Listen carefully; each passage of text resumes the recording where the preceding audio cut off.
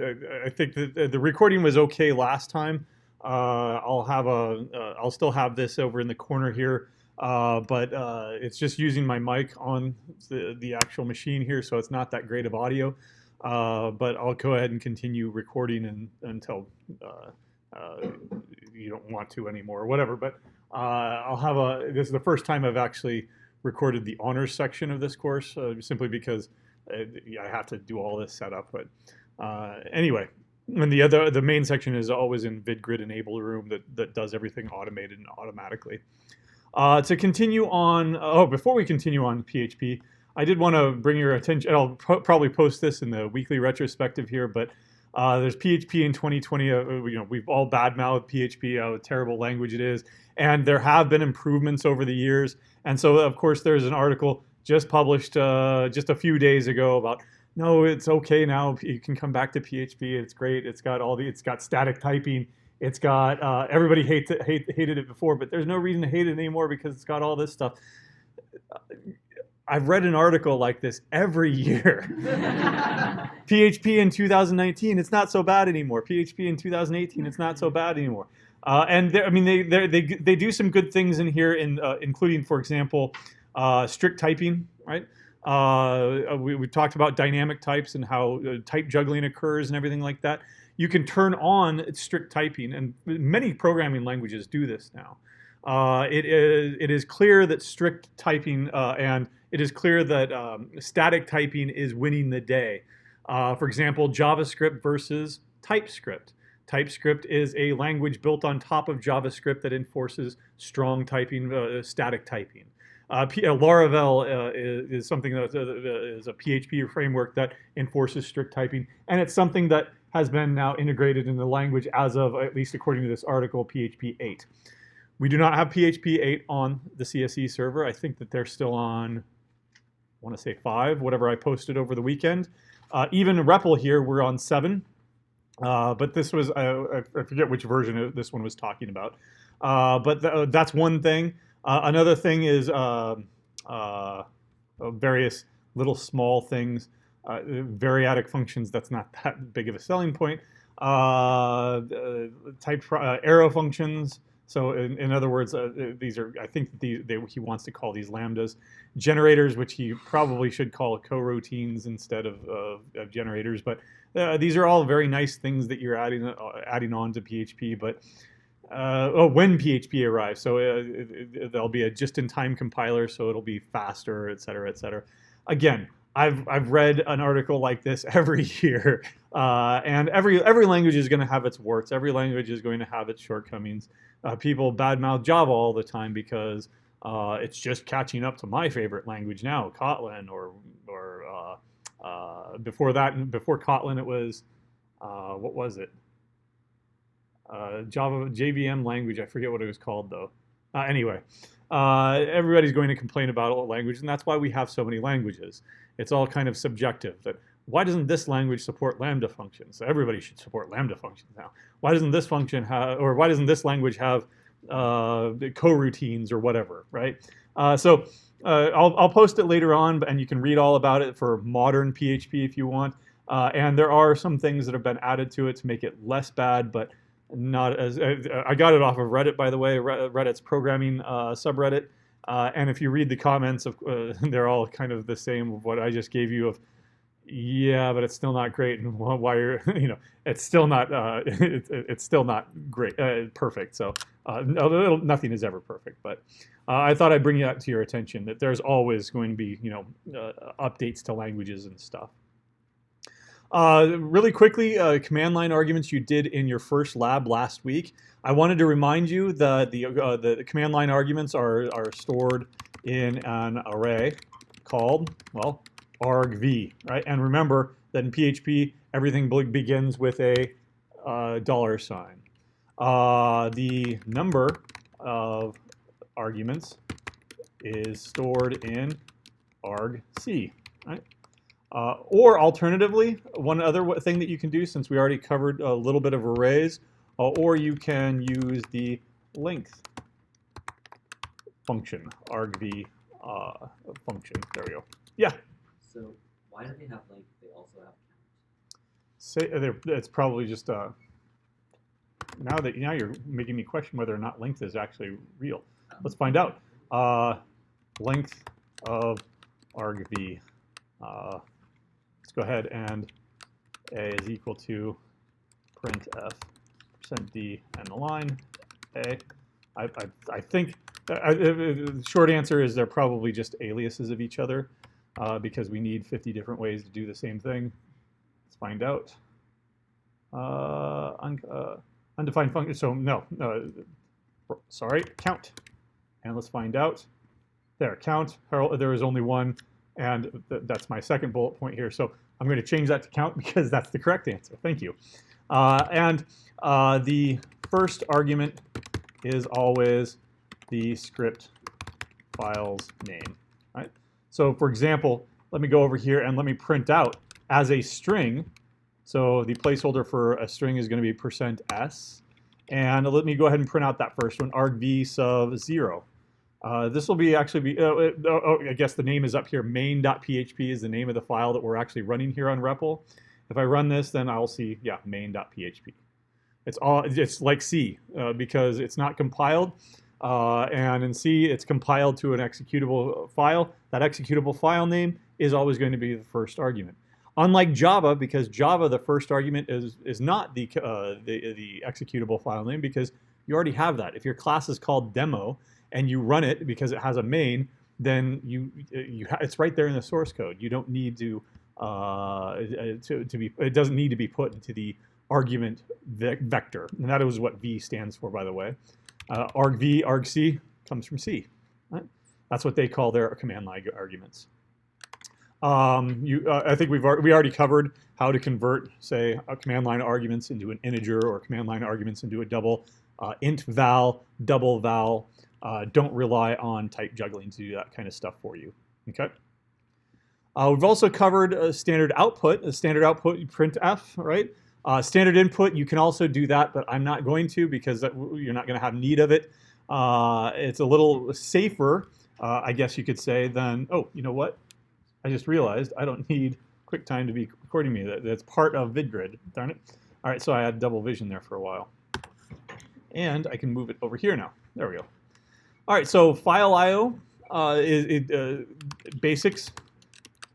What are the basics as far as C is concerned? In fact, for Java too. You open the file, you process it, and then you close it, right? Make sure close it. Make sure that you close it because you have the same risk as C. You open up a file, you put a bunch of stuff, you output or print a bunch of stuff to that file, and it doesn't get closed. It might not get closed properly. You might lose all that data. Right? You might not flush the buffer or anything like that. PHP supports, guess what? It supports open, right? The close, and what else? What else do you think it supports if we've got those? Forgets. Forgets. There we go. And fget C, et cetera, et cetera. Why? Because it's just a thin wrapper to the C standard library, right? So let me go ahead and go. That's why I opened this over here. Let me go ahead and write some PHP code here to open up a file, read it line by line, print them to the standard output, and then close it. Right? So I'm going to go ahead and use %h here. That's going to. I'm using h because these are called file handles. It returns in C. It returns a file pointer. In Java or in PHP, it returns basically a file pointer, but they call it a file handle in PHP. I'm going to call fopen. I'm going to call the input file, or open up the file called input.txt. And then just like C with fopen, you have to specify a mode. Are you going to open it up for reading or for writing? Well, this is file input, so I'll open it up for reading. Okay. Now read one line of the input file. Right. I'll go ahead and have a variable here called a line, and I'll go ahead and what function again was it that reads one line? Forgets, right, of h. But this is not like the C forgets. If you remember in C, forgets takes a file handle, it takes a buffer that you're reading it into, and then it takes a limit. so that if you say the limit is 10, it'll read at most 10 minus 1 bytes from that file and put it into your string buffer, accounting for that null terminating character. No null terminating character in C, no memory management in C. It takes care of all that for us. So we only have to provide the file handle to read it. Now let me go ahead and print it out, %s and the line. There we go. Let's do that. And do I have an input file? I don't. So first line, yay. Second, third, blank. Above is blank. And then let's process this file. So PHP, what was I editing, by the way? Test. So PHP test.php. This is how you run PHP from the command line, by the way. Over here in REPL, you just hit this play button, right? But PHP is the PHP interpreter, and then you give it the file name that you want to actually run, and then any file command line inputs that you want to put after that. My program is ignoring those, so it'll run without those. Oops, what's wrong? Line 8. Oops. Line 8 was what? Print F. There we go. There we go. All right, first line, yay. Except it printed a blank line here. Why? What did I do here? I read the first line, and then I printed it with another end-line character. So what does that tell you about forgets? That's the same as C. The end-line character is retained, right? What if you don't want that end-line character? Remove the end-line character. What could you use? If you want to cut, Perl would call it chomp. Unfortunately, they call it something else. It's not cutting, it's just trimming it. Trim the line, right? And well, when I do this, then that end line character is being printed by printf. It's not being retained by the line itself. Okay. Well, what if I want to open up something that doesn't exist? What's going to happen now? I assure you that there is no input 001.txt file. So what if I run this again? Well, what do you think is going to happen? Failed to open stream, no such file, or etc. on line 3. So we need to protect ourselves here. Before we attempt to open it, if this were C, you would use fopen, and then you would check, did I get back a null pointer, because that tells me the file doesn't exist, or maybe it tells me that I don't have permission to open up that file, etc., etc. I can do some error checking before. Check before you open that it exists. So if file exists of input, now at this point I'm going to put in the file name, so I don't have to put this in 2 different places. Input.txt, and then I will replace this with file name, and I'll replace this with file name. Right. So if it exists, then I know that it's okay. But if it doesn't exist, in other words, I'll negate it, then I'll go ahead and put and echo an error message, printf error cannot open file %s and the line, file name, and I'll exit with an error code. Look familiar? Printf, exitf, or exit, both same thing as C. Now this one is going to be fine because file or input.txt exists, but if I change this to input 001, the one that did not exist, then I get the proper error message here instead of a PHP runtime warning, or runtime error and fatal error there. Okay, looks like it was a warning, but of course, obviously, it failed later on.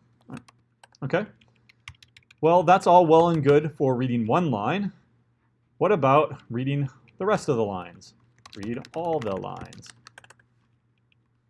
Well, if I'm going to read line by line by line by line, then I need a way of determining whether or not I've reached the end of the file. So, while I've not reached the end of the file, FEOF, what do you think that stands for?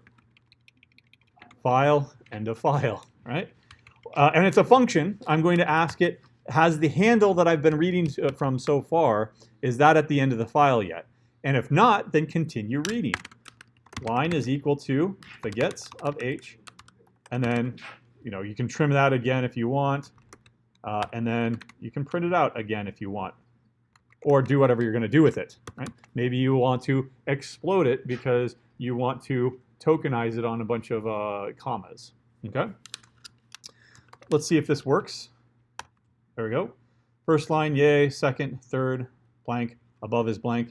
I forget what else was in there. .txt. Yep. That was at the end. So I'm reading one extra line maybe. You can check, is it an empty line, right? Once I trim it, is it the empty string? What's the length of it? What's the count would work there as well. All right. All right.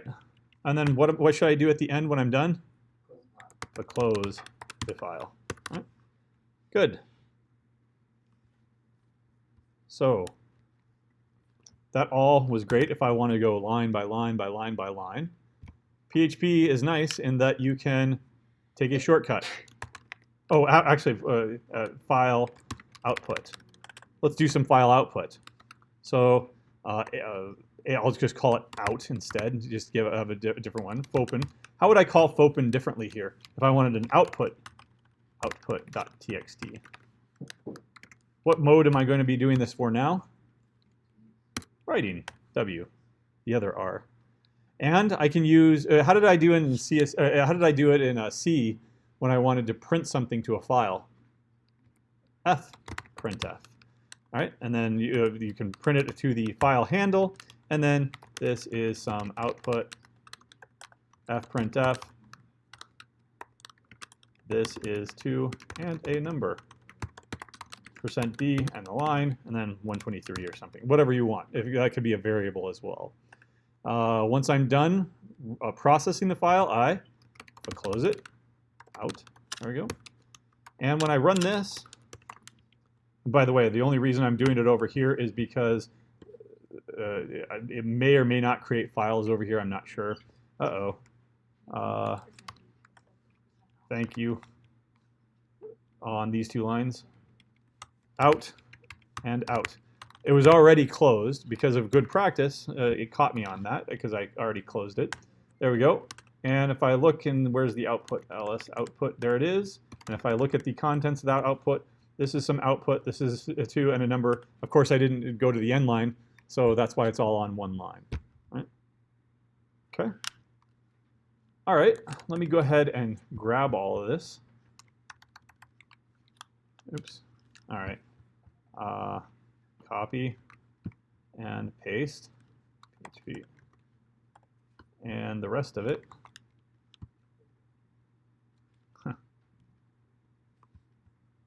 There we go. So that you'll have it in the notes. But then some shortcuts. All right.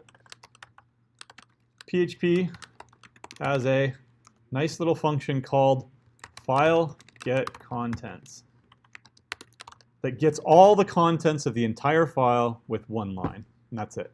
Right? So what I'm going to do is I'm going to go back over here, and I'm going to actually get rid of everything. There's the file name. I believe that this is also you'd still probably want to check to see that the file exists. But if you just want it as one big giant string, contents is equal to file get contents, and it is plural contents, right, on the file name, and then print contents. And we'll see that this does it in one line. PHP, oh, did I? Contents, oh, thank you. PHP test. There we go. And you see that I got everything, including those endline characters. So it's going to preserve absolutely every single byte in that file. Now, if you want to go line by, if you want to do another thing, if you want to go ahead and do a one-liner here instead of a loop, and then, but you do want to process it line by line by line, you can go ahead and explode it. Remind me how we exploded stuff. Explode I forget too. Explode. There we go. There's the delimiter. There's the string and the limit. So the delimiter here is going to be the end line character. I believe that you can do this. Contents. And then now that gives me an array of strings that I can pretty print using print R. See what that looks like. Oops, thank you. Note that it didn't complain at all. Why? Line doesn't exist. So something that doesn't exist is treated as null. And when you print null, then it prints as the empty string, right? Didn't complain at all, though. All right, and there we go. There we go. First line, yay. Second, third, above is blank. Note also, though, that this is not double spaced. There's not a blank line here. What does that tell you about the explode again? The delimiter is chomped out. So there's a couple of lines to do something line by line instead if you want, right? Okay. Well, if that's a shortcut, what's the opposite shortcut? For output, what's the opposite of get? File, give. Three-letter word, though, so that everything lines up nicely. Put contents. Right. So you can dump everything just with a one-liner. Right? Now, you will have to provide two arguments to this. Let me just go ahead and, oops, I didn't mean to do that. File, put contents. I forget the order. File, put contents. It's going to be the file name and then the data that you want to dump to it. Right? And I believe that you can do this over and over and over again. Right? Note, however, that this is not a file handle. Actually, no, you can't do this over and over again. Because if you dump it once and then dump it twice, you're overwriting the data. Right? So for example, let me go ahead and demonstrate that. File, put contents into output.txt, and I'll put hello world. There we go. And if I do this and run it, then we see that output is now hello world. It overwrote those old contents. So if I did this twice in the same script, is it going to be hello world anymore if I change this to goodbye world? It's not going to append it. What's it going to do? It's just going to alter it. Right? Goodbye world. Right? So be careful. If you want to append stuff, you do need to fopen it and then append it for appending and run it to the end and start appending there. Right? But that's a nice little shortcut. File get contents, file put contents. Also, very cool extensions. You can use any protocol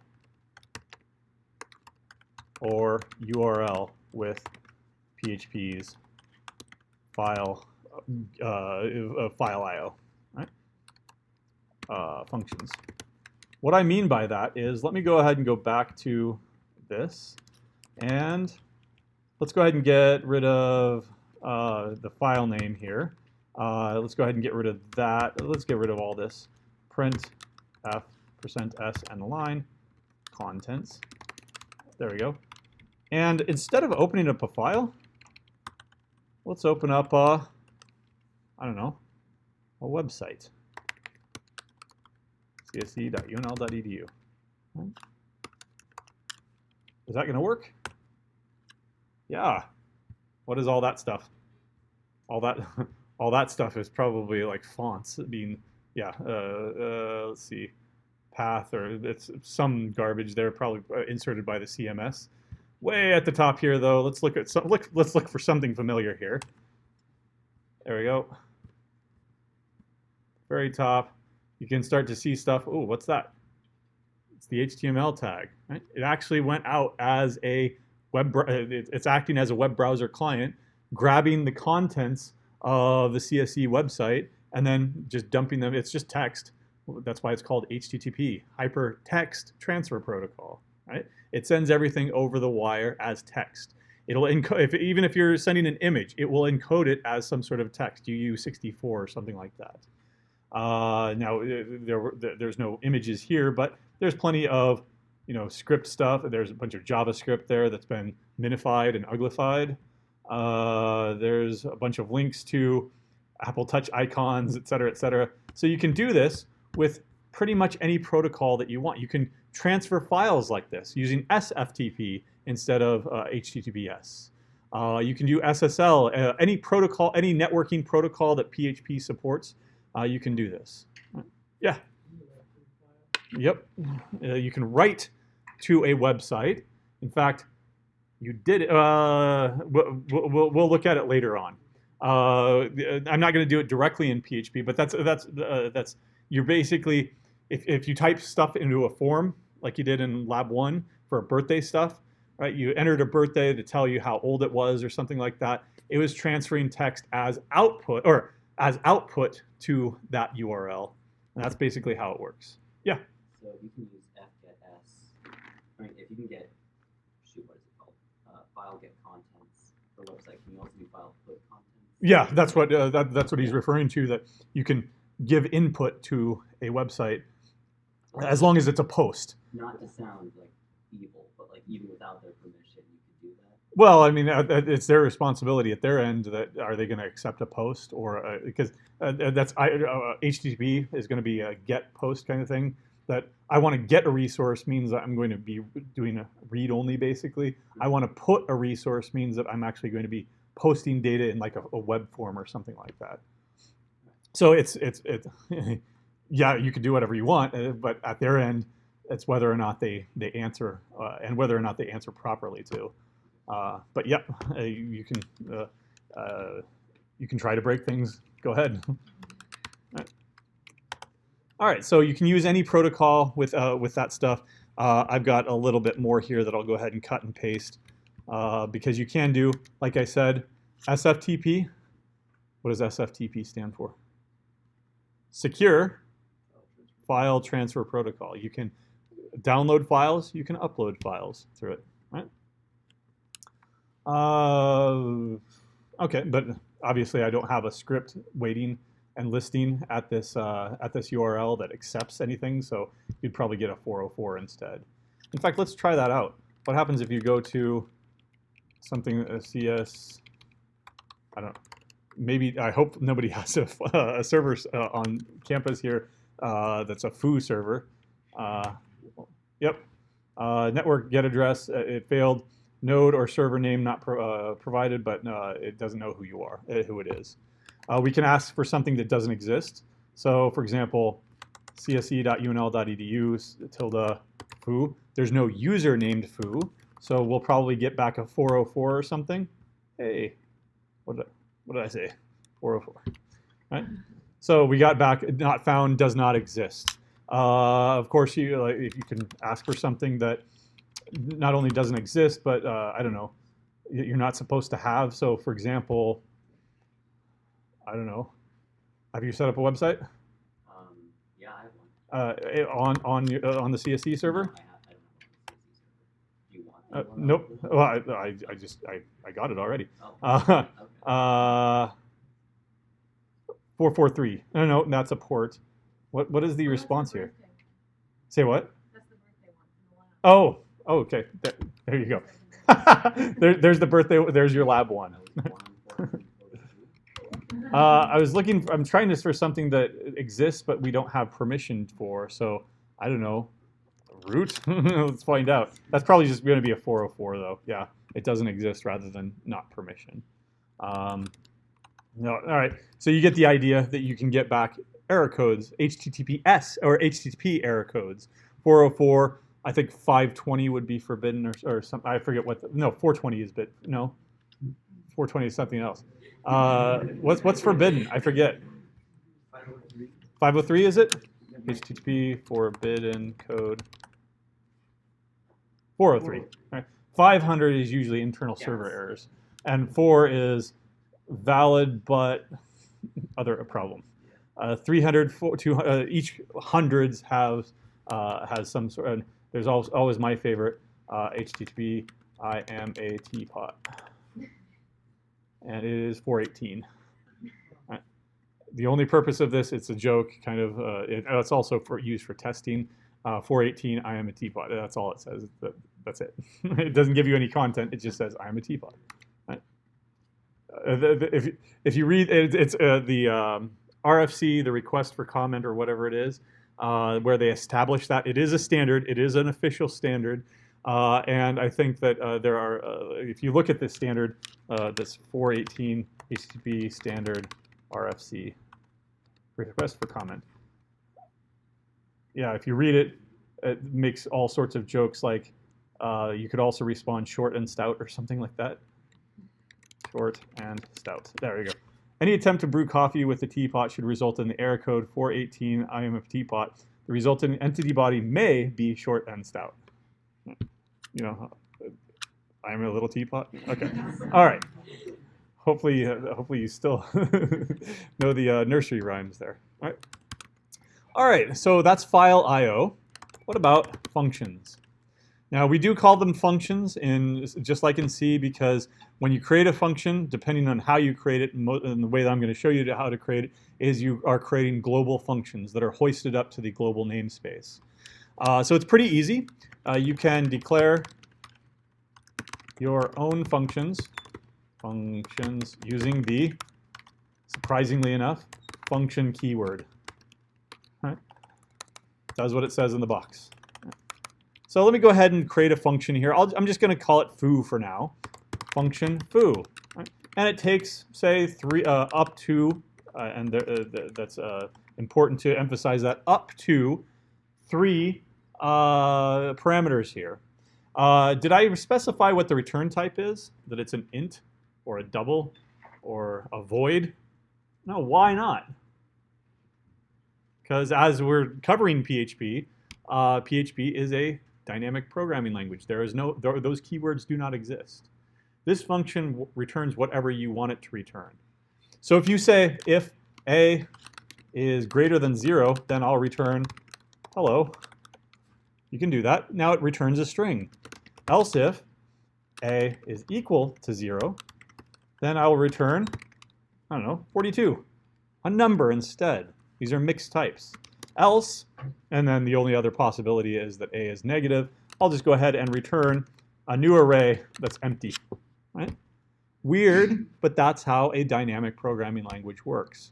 And in fact, this is one of the reasons you should not like dynamic programming languages, because there's all of your, it's guesswork now. And there are functions built into the standard libraries in PHP that return one type under one condition and return a different type under another condition. They call them mixed types. Sometimes it returns a string, sometimes it returns null, sometimes it returns a number. Right?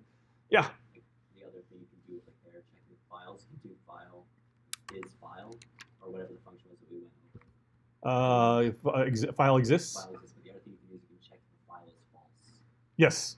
And unfortunately, there's really no false in the PHP. There's falsy. For example, null is false. False is false. 0 is false. An empty array is false. The empty string is false. All this stuff is falsy, is what they call it in PHP. And in fact, in the required reading, there's a nice blog that in the required reading, I believe that it's the codeless code. What, I forget what it's called. Codeless coder or something like that. What? Codeless code. Okay, the codeless code. It's a bunch of it's a bunch of koans, Koan, stories to get you thinking about stuff. And the one that I put in the required reading was on PHP, and it's somewhat internally inconsistent dealing with falsiness. Right? That you can build these layers of falsiness that A is equal to B is equal to C, therefore A is equal to C. That breaks in PHP sometimes. So be careful. Right? But you can return mixed types. All you need to do is call a function. And then later on, right? Later on, use a function by invoking it. I can just go, what was it called? Foo, 10, 20, and 30. And then, of course, you can capture that return value. However, function names are, remember what I said before last week? Case insensitive. So you could have done this insensitive. There we go. So foo, here I'll treat it like a function so that it's nice and blue. Foo and foo, foo, ooh, there we go, are all the same function calls. Right? Don't do that. Stick with a consistent naming convention. Use lower camel casing for all of your function names. Right? Now I'm telling you to be consistent, but PHP, the standard library itself, is inconsistent.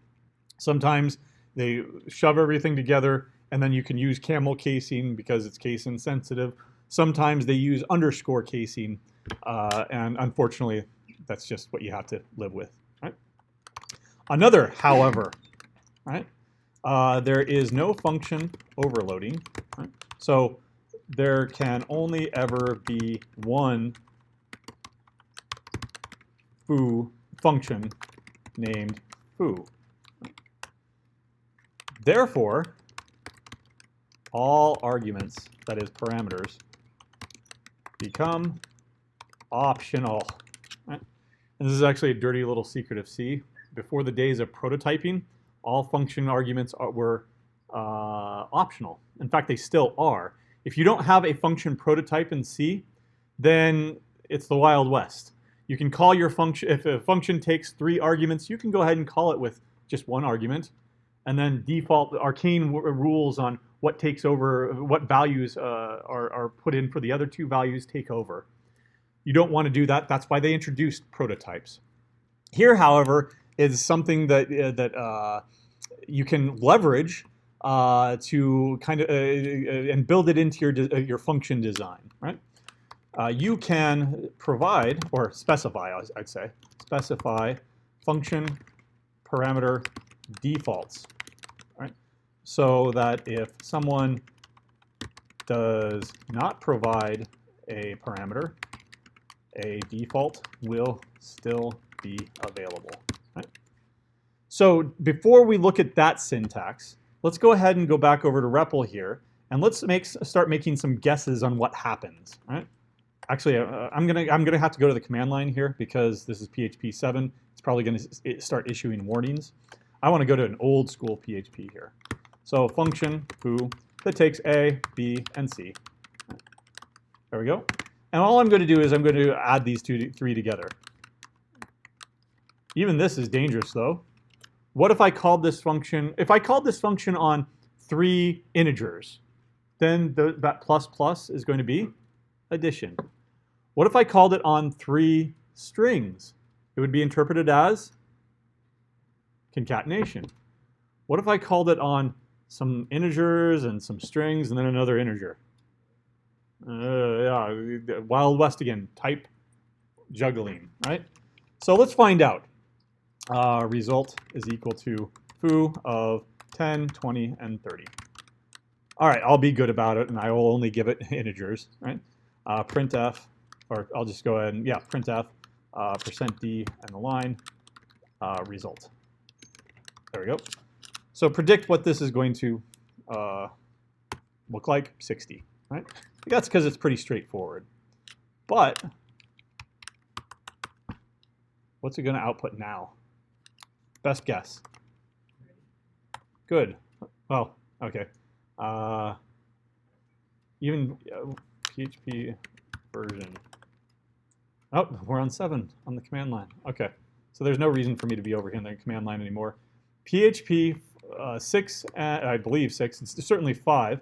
Wait a second. Oh, I'm not on CSE. Who am I? Okay, host. Okay, so SSH into CSE.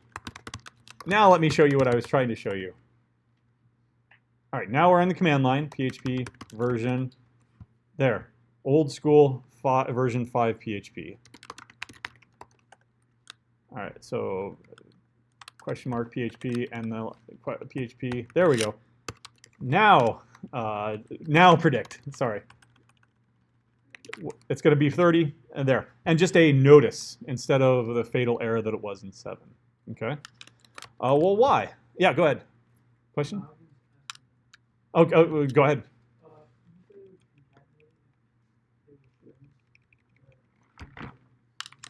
Hello.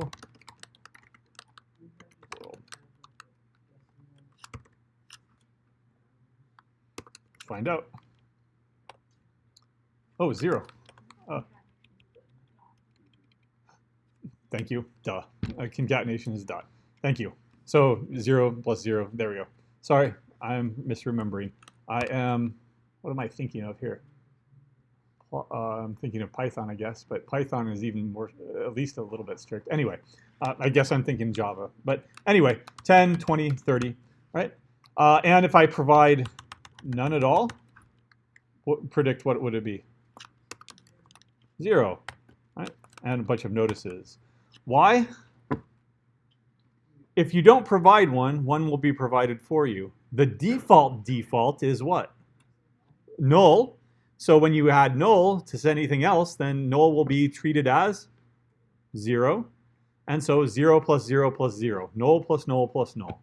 Not a null pointer exception or a segmentation fault or anything like that. Certainly you're going to get a bunch of warnings, but at the end of the day, the result is 0.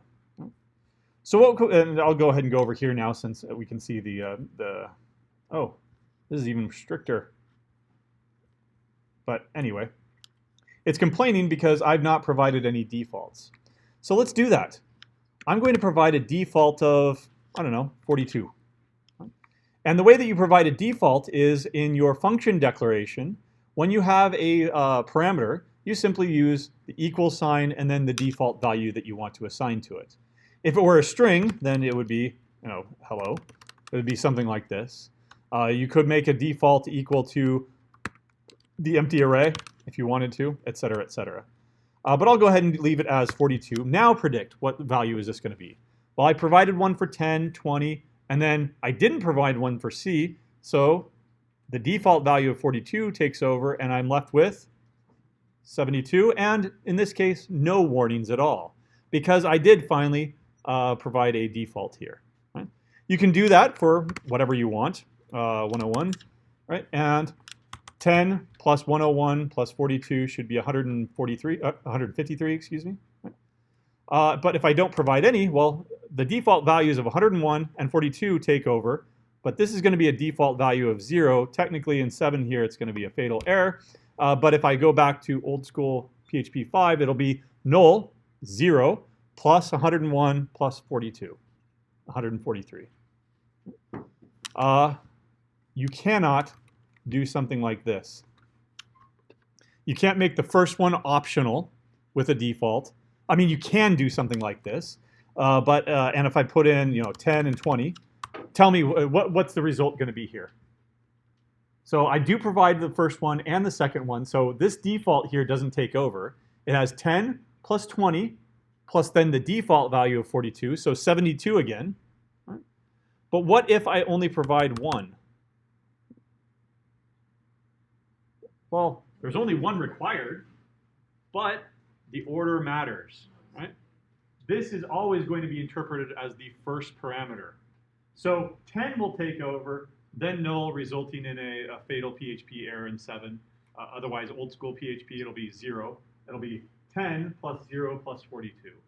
But again, in this case, it's going to be a fatal error because you can't do that in PHP 7. Right? So there is an order. Most optional to less optional until required. Right? So if you've got required parameters in your function design, you need to put them at the front. Optional parameters, and then more optional, and then more optional later on, right? And then what I mean by optional is that you've provided a default value for it, right? An explicit default value, instead of just the default of null. Okay. All right. Let's see. What else with PHP? Oh yeah. So we're into predicting here. Swap. Can I swap things? By the way, you don't have to have a return value. There's a void function, right? It doesn't return anything. Now, if you try to capture that value, then it'll end up returning null. But let's go ahead and swap these two. So temporary value will take on the value of A. B will take on, or A will take on the value of B, and then B will take on that temporary value. All right. There we go.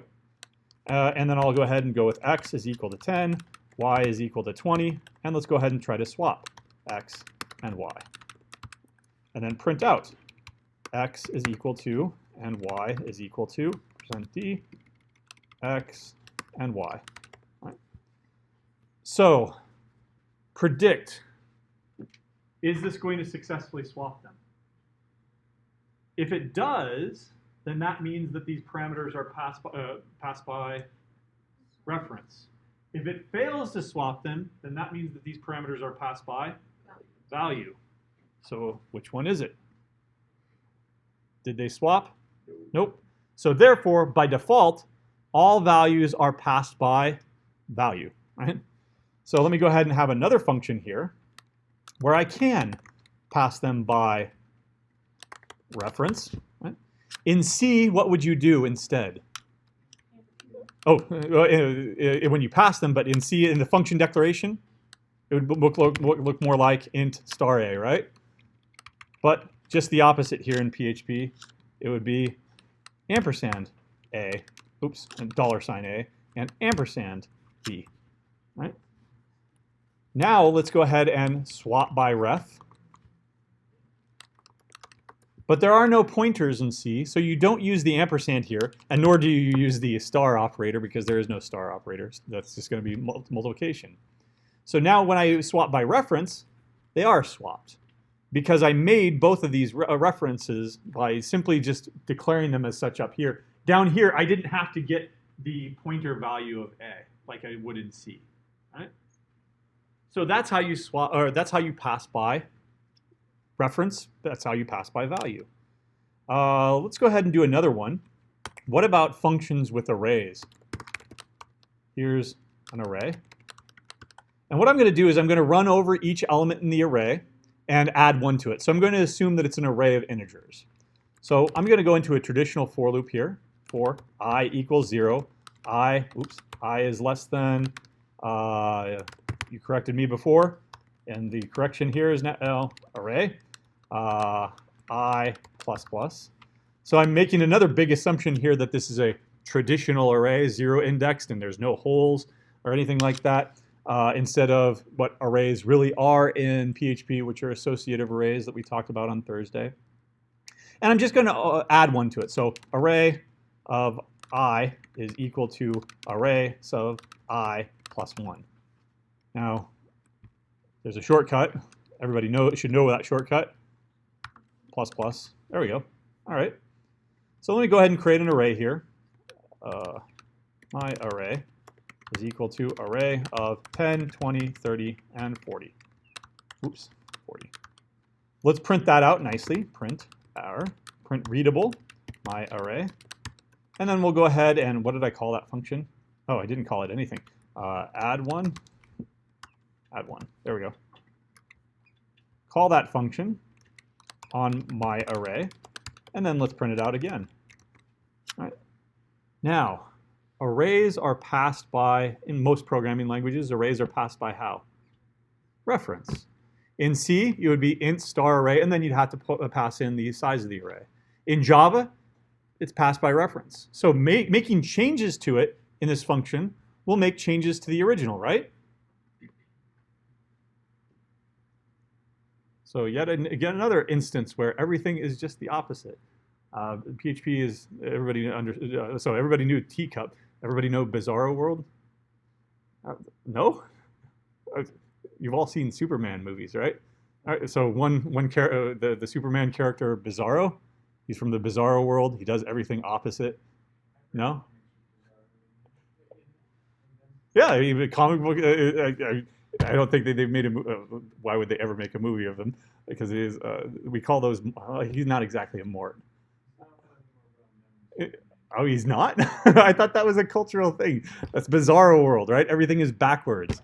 So PHP is Bizarro programming language. Everything is backwards. What does this tell you? By default, arrays are passed how? By value. An entire copy of the array is made somewhere in memory, not necessarily on the stack, but an entire copy is made so that you can pass it to the function. Do you think you can sort this way then? What if I made a sort function instead? What would I have to do? I'd have to make sure that I pass by reference. And when I do that, now everything magically works, right? Because I have one ampersand instead. No copy, instead, the reference to the original is passed by virtue of me having an ampersand there instead. Yeah? So what behavior does operator equals have of an array if you're not indexing into the array? Operator equals, what do you mean? Like if I have an array and say array equals some other array, what happens? Does it Good change question. the Okay. index, or does it make a deep copy? Or here, copy, question mark? I can't use a question mark, but my array. That's a good question. Let's see. If I make a change to that copy, then what, oops, copy, what does that do for my array, and what does that do for the copy? So printing out copy, that should be pretty straightforward, that the first one should now be 42. But what about the original? Is this, so the question is this a shallow copy, or is this a deep copy? Take bets.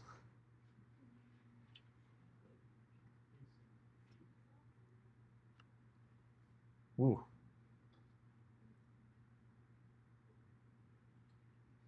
Okay, there. This is the copy that I changed it to 42. This is the original. So the operator equals is a Shallow. shallow copy? If they're shallow, they would both be changed, right? Because I'm changing the copy, so that would have changed the original my array. So it's a deep copy. So it's a deep copy. Right? So you get a deep copy for free. Right? That's actually not necessarily the worst possible design. No, but you do need to, the whole reason that I covered this is because you've got to be aware that by default, it's making huge copies of everything. So again, by default, it's making huge copies of everything. You may not necessarily want that, right? How do you do a shallow assignment copy? I don't even know how. That's a good question. I'm going to have to look that up if that's even possible in PHP, to make a shallow copy with just an assignment, right? I have no idea. Can you do this? Let's find out. Yay, there we go. Wow, I guessed right. So what did I do here? I referenced it by using the ampersand, which again is the exact opposite, bizarro way of doing it. And so I did a shallow copy. Wow, I've never done that actually in practice, but it was a good guess. Awesome. Wait, so references are assignable in PHP? Yes and no.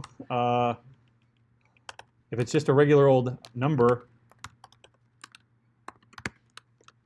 So references are assignable to other references, but not to arrays. I don't know. Well, that's what I'm finding out right here. %d end line a. So it should be 42 if you could do it. There. Ooh. Not even allowed. Oh, printf. Thank you. 42. Yep. You can do it. You can do it with primitive types, not just arrays. Say what? Oh, well, oh, you're right. Should I print? All right, let's just print both. You can or cannot. Yep, there we go. You can have reference assignments too, even though you don't have pointers. I mean, that's not that big of a revelation because you can do the same thing in Java. It's just that it's kind of a semi-revelation here because everything is mutable, so you can actually end up changing stuff. In Java, you can have references reference the same thing, but because all the built-in types are immutable, it doesn't make any difference. Right? Yeah? How would you undo that? Like, Well, you'd have to make sure to store off the original and be careful. You'd have to not do this. Of course,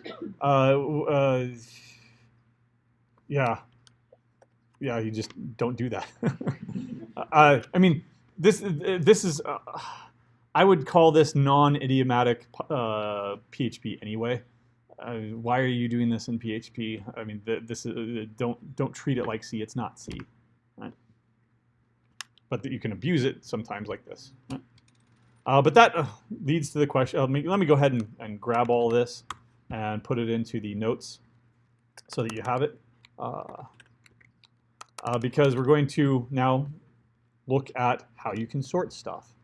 In fact, for that, I'm just going to ask php.net sorting. I'll ask about sorting here. Sorting arrays, there we go. That's what I'll go to first.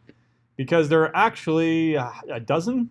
How many? 1, 2, 3, 4, 5, 6, 7, 8, 9, 10, 11, 12, 13. A baker's dozen of different sorting functions. Why are they all different? One's called array multi-sort, one's called k-sort, one's called r-sort. Why do they all have different names? No function overloading, right?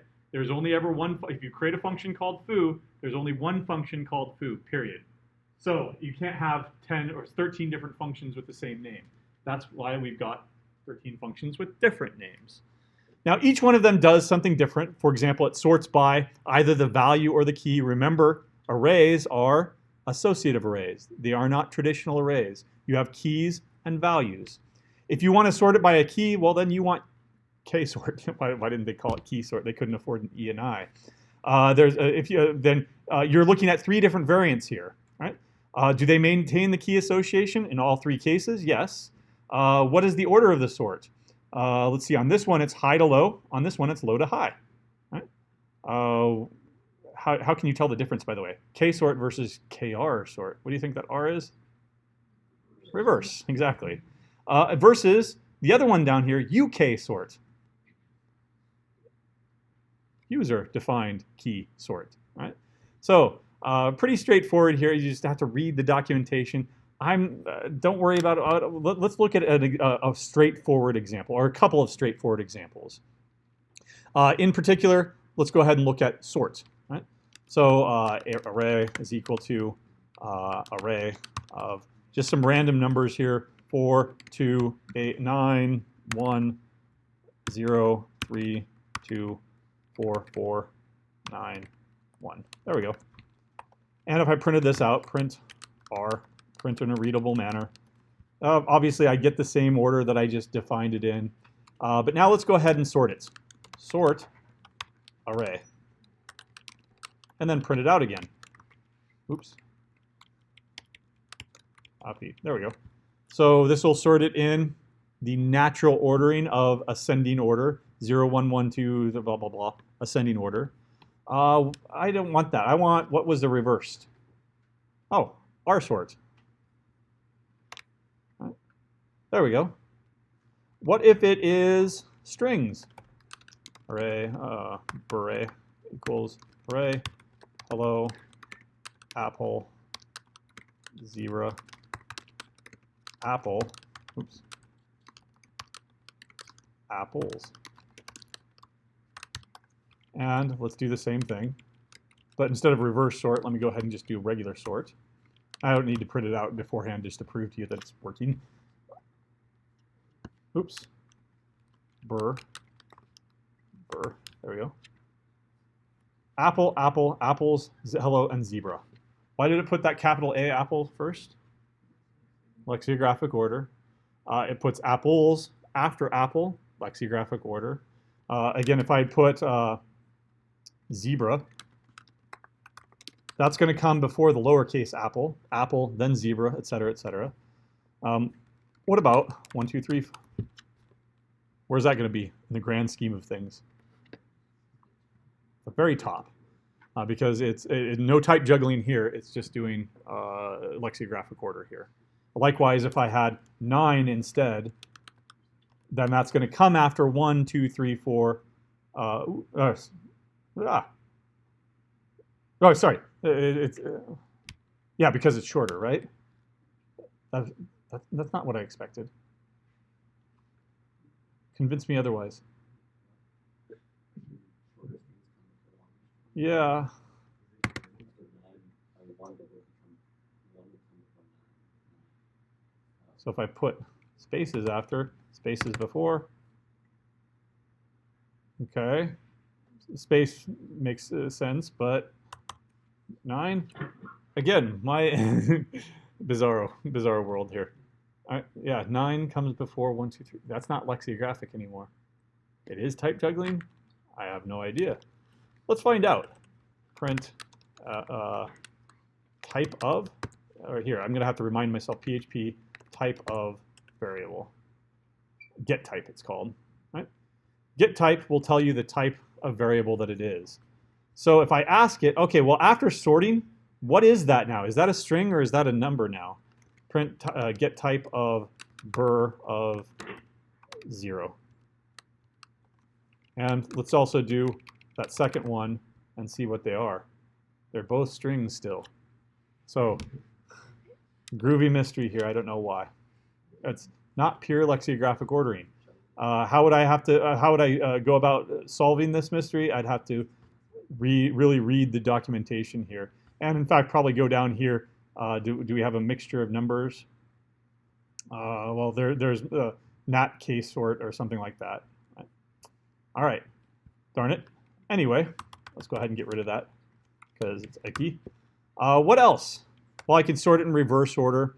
What if I have a different way that I want to sort it entirely? For example, what if I didn't live in a world where I knew that there was an R sort and I just wanted to do this manually?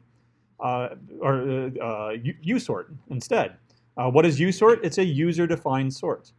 In C or in Java, what do you need to define in order to tell a sorting algorithm, hey, there are these two things here, A and B, and they go like this. They're in order. They're out of order, so you need to swap them, or they're equal, so you can do whatever you want. A comparator, which means a function. And I'll just go with CMP int. We'll go ahead and compare two integers, A and B. Pass by value, you can pass by reference if you want, but there's no point because you're not going to be making changes to it. Even if I were passing by reference like in C, I would still put const out front because I'm not going to make changes to it. If A is equal to B, then I'll return what? They're equal, so I should return 0. Else if A is strictly less than B, then they're in order, so I should return something negative. Else they're out of order, so I'll return something positive. I'm just going 1 and -1 here. Don't do the difference trick. Tricks are for kids. You cannot return A minus B because that's susceptible to overflow. Okay. Once I've got my comparator here, now I want to do U-sort instead. Let's go ahead and I'll get rid of this for now. Instead of R sort, reverse sort, U-sort. And I still want to sort the array, but I want to sort it using my integer comparator up here. Now, if this were C, I would do something like that because the function name in C is also its reference. But you can't do that in PHP. Let me see what happens. Undefined constants.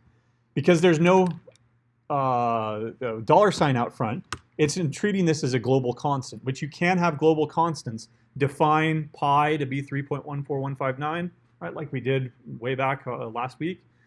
So you can't do this. You also can't do this. Maybe you can. Never say never. Okay, good. You can't do this, thankfully. You can't do something like that. Instead, what you need to do is you need to treat it as a string. Right? I don't know if that's better or worse, but I'm passing the comparator that I want it to use using this. Now, this is still in order, right? So let me go ahead and reverse the order here by reversing these two, and you can see that U-sort now sorts in descending order.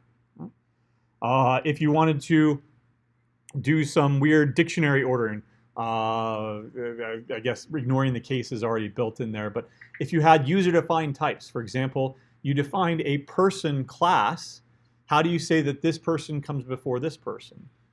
Do you do it by name? Do you do it by social security number? Do you do it by telephone number? Right? you have to use a comparator, and you end up having to do a user-defined sort. Right? What if you've got an array of strings mapping to people objects?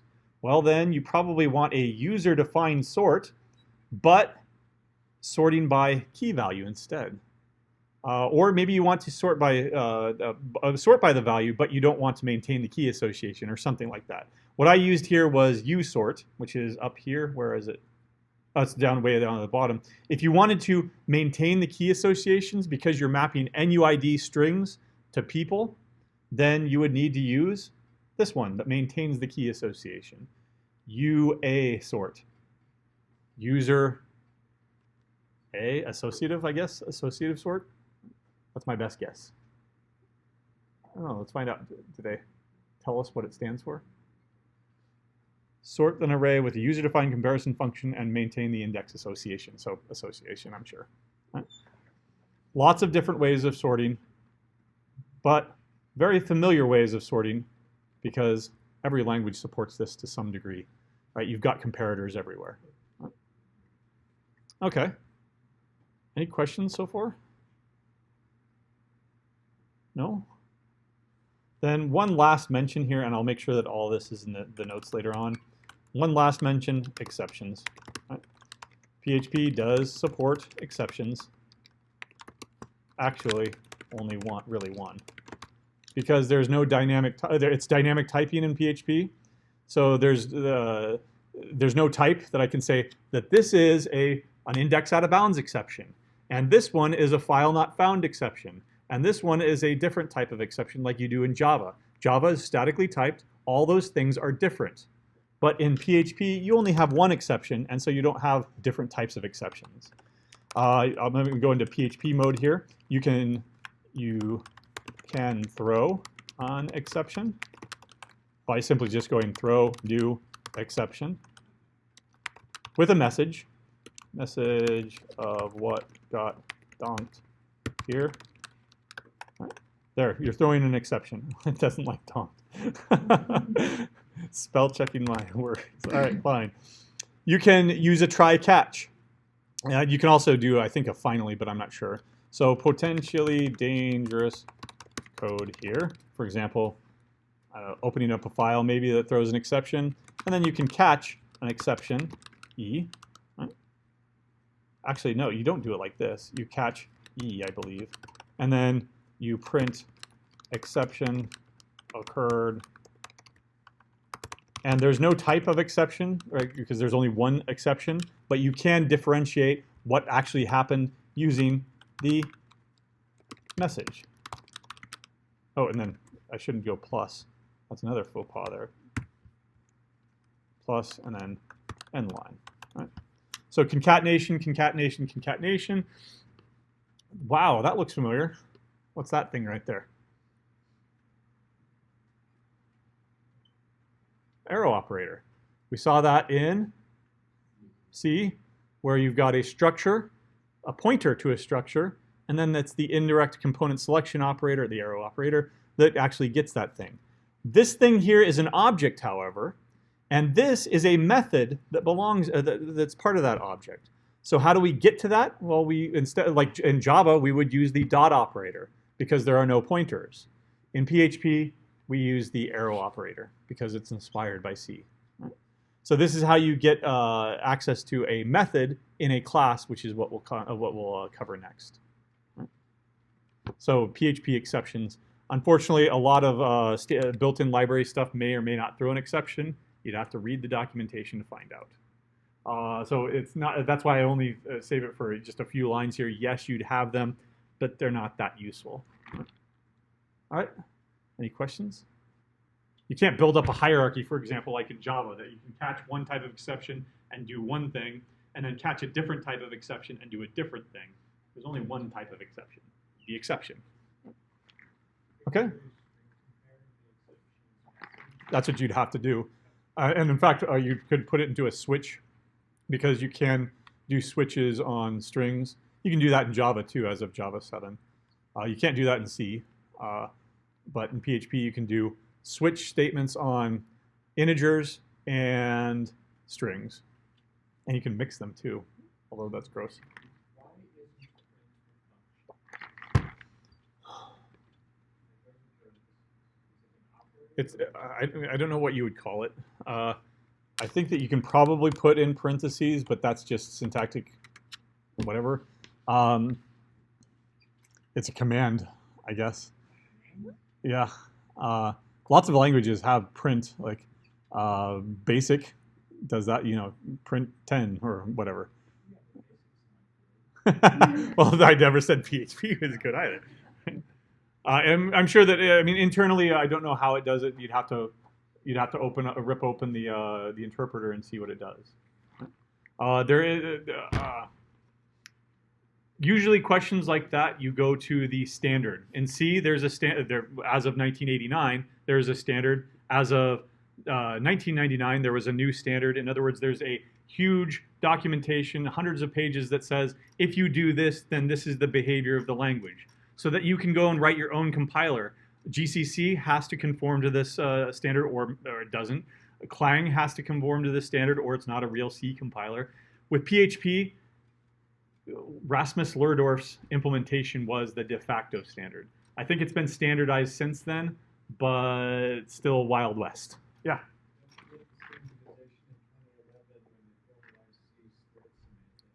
2011 was the last one, and then hopefully we'll get one here in the next couple of years. Every 10 years for C. Now, unfortunately, every 5 years for C++, and every 18 months for Java. There was C++ 17 and now C++ 20, so it's really only 3 or 4 years. 3 or 4 years, something like that, yeah. With Java, they've got a regular release schedule of, I believe, 18 months now. Whether or not anything has changed. I think on CSE, what do we have here? Java version. Just so that you know, we're on Java 11. Java 13 is set to be released in the next few months, I believe. Or it has been. Oh, it has been. Officially? Oh, okay. All right. So 13 is out there. Use whatever you want. Usually they're backwards compatible. Okay?